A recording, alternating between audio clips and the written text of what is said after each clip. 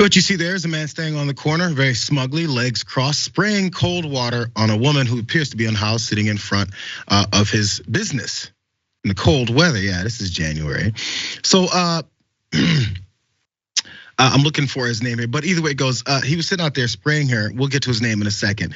But what people thought was that it was an owner of this lounge, a bar and lounge restaurant that was doing this. But in fact, it was someone else, and people tracked him on down. This incident took place right in front of the Barbosa Lounge, which made some people on social media think it was one of the owners or employees who was doing this action.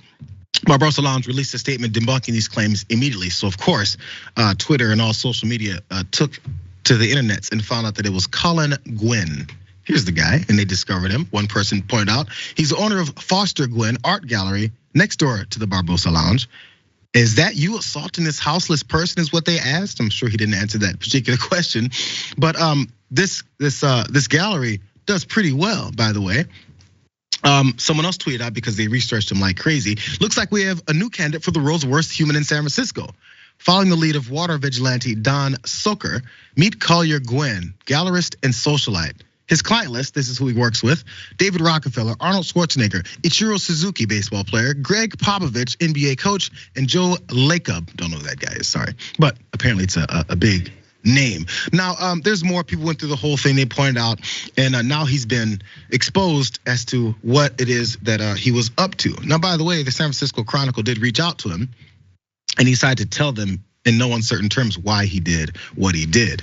Gwynn told the Chronicle that he had been letting the woman sleep in his doorway for days and was speaking with the city about getting her assistance. He claimed that he started spraying her with the hose after she refused to leave and became belligerent. Barbosa Lounge owner Arash Ganadin confirmed details from Gwynn's statement that the woman had been posted there for days and local business owners had been trying to get her assistance from the city, but he disagreed on how to treat her. I do want people to know that definitely what you see on the video is not the appropriate way to handle it, is what Ganadin told the San Francisco Gate. We certainly condemn that. So this goes on these spraying people, and he thinks it's okay. The folks next to him said, yeah, we've been trying to get her help, but then no one's doing anything. There's a lot of loose ends and bad guys in this situation. Maybe not tons, but there's several. First off, starting with Mr. Gwynn there. And also, what's the next step for assistance with folks? What is the general process for what happens in cities with unhoused folks?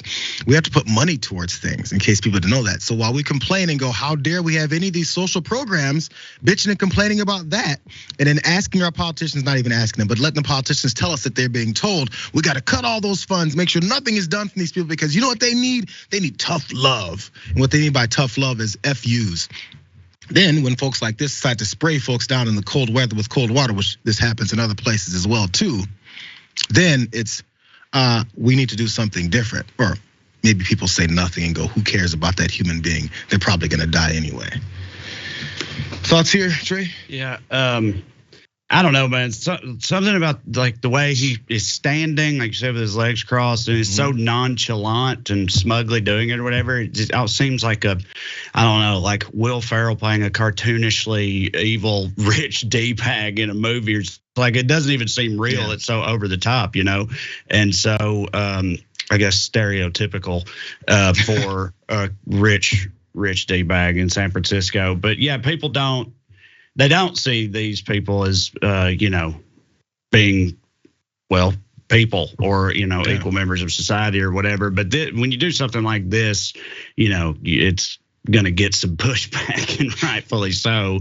But I'm sure in his mind, I guarantee you, in that guy's mind, he's like, yeah, well, look, I tried to talk to her or whatever. She wouldn't listen. So what else was I supposed to do? Not spray her with a hose in wintertime or what? I guarantee you he feels like it's justified. He's like, no one else is doing anything, because that's how, that's how these people's brains always work. Are we gonna support anything that does do anything? Again, back to the original point that I had. Right. Are we gonna support? Because I'm on the neighborhood app, and when I hear things and see people post around the neighborhood about what they want have happen, I've had a very nice bicycle stolen straight out of my garage.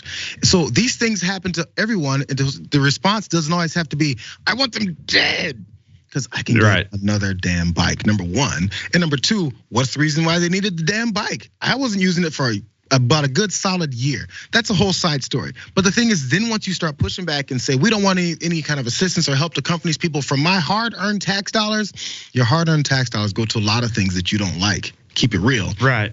But when it comes to hating on certain folks, for some reason that highlights in your brain how much you really don't want anything to happen. But it might make your life better. And all they'll do usually is put like spikes on some benches or whatever, you know, like stuff like that, just like things that make it impossible to exist in that area. But it's like that doesn't actually do anything or fix anything. And it's like you said, put the idea of putting any money or resources into trying to help people and combat the problem that way always gets people, you know, frothing and raging for whatever reason. And it's disappointing. Last thought on this. What is it that he thought was going to happen next? I get it. You're trying to get her help. You care so much about her. And then for some reason the next day it flips to F her. But so you spray her down with water. She's freezing cold. She has no other clothes to change it to or a place to do that. Then what? Is she going to, mission accomplished? Got her to walk away. Then she walks away and does what? Yeah. Well, I mean, but that right there, that's exactly how people like him think about them. It's just like, that's their imperative. Get her out of right here in front of me. And if I can do that, then I've accomplished my goal. If she's down there in front of them, well, that's their problem. Absolutely. But I just want her not here in front of me. And so that's as far as they take it. And then I'll go on social media, complain to them down there that complain about her that was here in front of me. And we'll both have a good old time hating.